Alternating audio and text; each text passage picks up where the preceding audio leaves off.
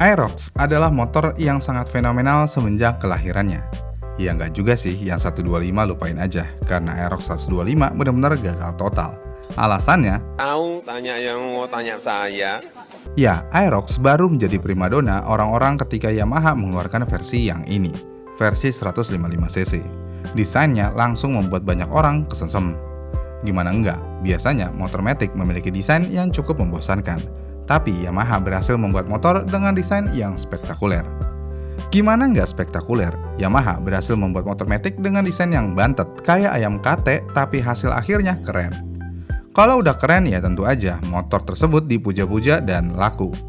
Saking lakunya, Yamaha akhirnya terus memberikan pembaharuan di motor Aerox ini. Dan ya, akhirnya Yamaha Aerox Alpha Turbo sudah mengaspal di Indonesia. Tapi bukan Aerox yang menarik perhatian saya. Yang menarik perhatian saya adalah apapun generasinya, apapun upgrade-nya, Aerox pasti akan terus-menerus kena hujat. Pertanyaannya, kenapa Aerox selalu dihujat? Sebagai informasi, video ini tidak untuk mendukung Yamaha dan tidak dibayar Yamaha. Ya kalau dibayar sih nggak apa-apa juga, saya nggak keberatan. Dan kita di sini tidak menghujat juga, hanya ingin meluruskan apa yang ada. Dan buat kalian yang suka komen, bang hujat ini bang hujat itu.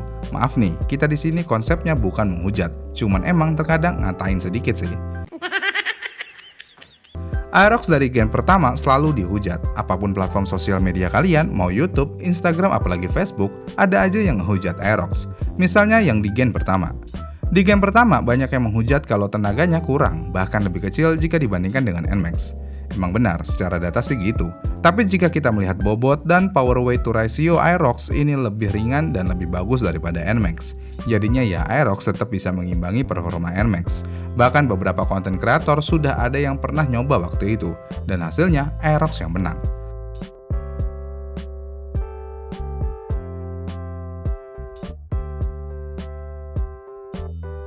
Bahkan nih, ada juga yang sudah melakukan testing NMAX Turbo melawan Aerox lama.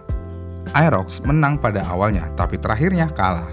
Jika dilihat dari akselerasi awal, Aerox lebih bagus karena power to weight itu sendiri. Tapi nih, yang lebih parahnya lagi, banyak orang yang menghujat Aerox ini karena desainnya yang sporty. Performanya harus disamaratakan dengan motorsport. Disinilah letak salahnya kita untuk memposisikan suatu produk untuk dihujat, sampai-sampai dibandingkan sesuatu yang nggak apple to apple. Aerox CVT, motorsport pakai kopling. Yang satu ngeden, yang satu nyeruntul. Jadi ya jelas, nggak bisa di-compare sama sekali, karena emang bukan kelasnya.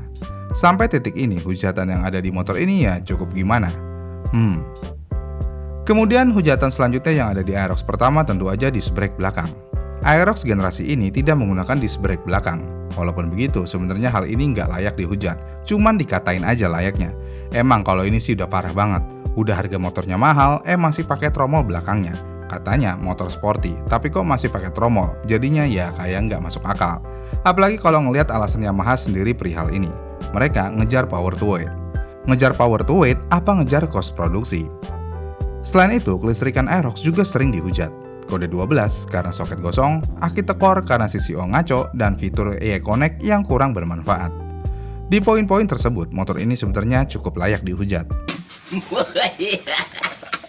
Oke lah, di Aerox generasi pertama pasti kalian udah hafal banget hujatan yang ada. Dan yang paling parah tentu aja di disc brake. Namun ketika Yamaha sudah membenarkan kesalahan mereka di Aerox pertama dengan mengeluarkan Aerox Alpha, saya kira ini motor nggak mungkin bisa dihujat. Tapi ternyata muncul juga hujatan di motor ini. Dan hujatan yang paling pertama muncul adalah desain lampunya yang mirip Honda CBR, Honda Vario Old, dan lainnya. Selain itu, sayap motornya juga mirip seperti fairing motor Honda CBR. Jika dilihat ya emang benar, tapi di dunia desain hal tersebut sebenarnya hal yang wajar. Karena mau bagaimanapun di dunia desain ada konsep, copy, modifikasi, dan paste. Apakah itu menjiplak? Sebenarnya enggak juga, itu adalah inspirasi. Sebenarnya hampir mirip tapi ya berbeda. Jika kita ingin lihat desain Yamaha Aerox terbaru itu bukan ngejiplak dan jatuhnya ya kayak inspirasi. Apa itu inspirasi? Inspirasi tentu aja akan melibatkan penambahan sesuatu yang asli, sedangkan menjiplak benar-benar copy-paste tanpa ada modifikasi. Nah, jika kita lihat lampu Aerox, walaupun memang mirip, tapi setidaknya mereka memodifikasi. Nah, kalau udah ada modifikasi ini berarti jadinya inspirasi.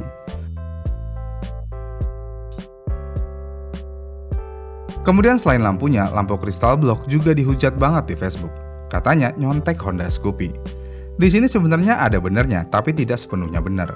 Honda Scoopy memang lebih dulu launching daripada Aerox, tapi hitungannya hanya hitungan bulan. Nah, di sini nggak mungkin kalau Yamaha nyontek Scoopy dalam hitungan bulan.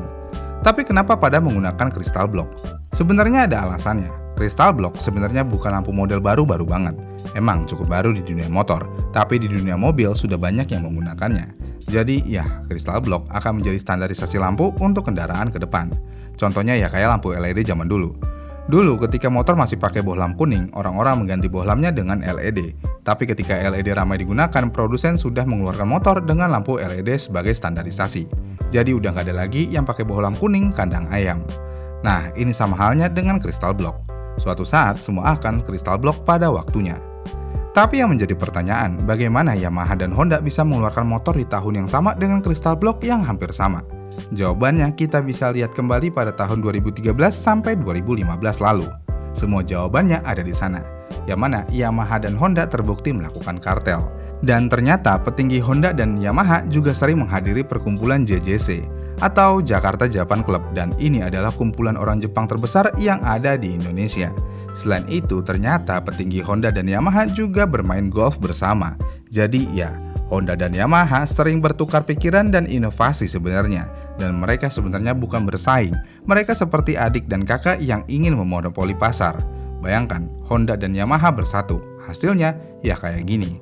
Semua terasa mirip teknologinya, bahkan harganya pun ya mirip-mirip. Tanpa kita sadari, semua teknologi Yamaha hampir ada di Honda, dan teknologi Honda ada di Yamaha. Begitupun desainnya, jadinya ya gitu.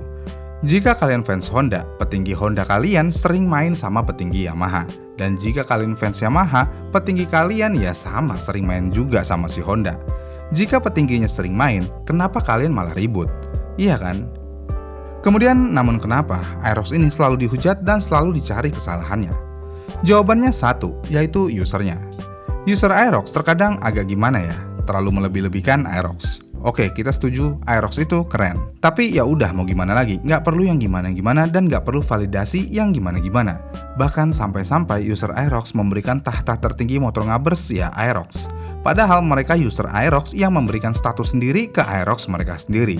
Jadi ya lucu aja gitu. Memang tidak ada motor matic lainnya yang sampai bisa membuat pintu rumah orang rusak karena anaknya minta Aerox. Cuman Aerox aja yang bisa begini. Dengan kata lain, Aerox benar-benar diterima sama masyarakat apalagi kaum muda. Jadinya ya Aerox akan selalu dihujat terus-menerus karena mau bagaimanapun Aerox berbeda daripada motor yang lain. Dan Aerox adalah motor yang bisa dibilang pengubah landscape motor matic 150cc. Apalagi ada turbonya saat ini. Benar-benar pengubah landscape motor matic. Udah sporty, berturbo lagi.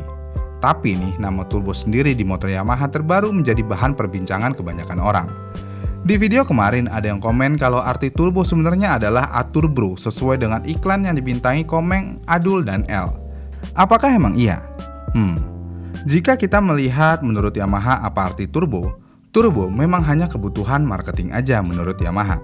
Jadi kata turbo serapan dari sensasi turbo yang didasarkan oleh YE CVT. Tapi apakah turbo ini hanya gimmick? Kata-katanya aja sih yang gimmick, tapi sensasi turbonya bisa dikatakan tidak. Karena mau bagaimanapun, ketika saya mencoba NMAX Turbo, memang benar ada sensasi tarikan lebihnya. Tapi ya gitu, udah gitu aja, nggak ada yang spesial, luar biasa banget. Namun sayangnya, dengan turbo, sekarang harga Aerox menjadi mahal banget, tembus 40 juta. Yang berarti Aerox bukan lagi motor matic terjangkau untuk semua orang. 40 juta buat motor matic 150cc. Gimana ya? Kalau nggak ada pilihan lain, ya udah gas aja. Tapi kalau masih ada pilihan lain, ya lebih baik jangan gegabah. Lebih baik dipertimbangkan terlebih dahulu. Gimana nih menurut kalian? Apakah Aerox layak dihujat terus-menerus? Komen di kolom komentar di bawah ya, dan sampai jumpa di video selanjutnya.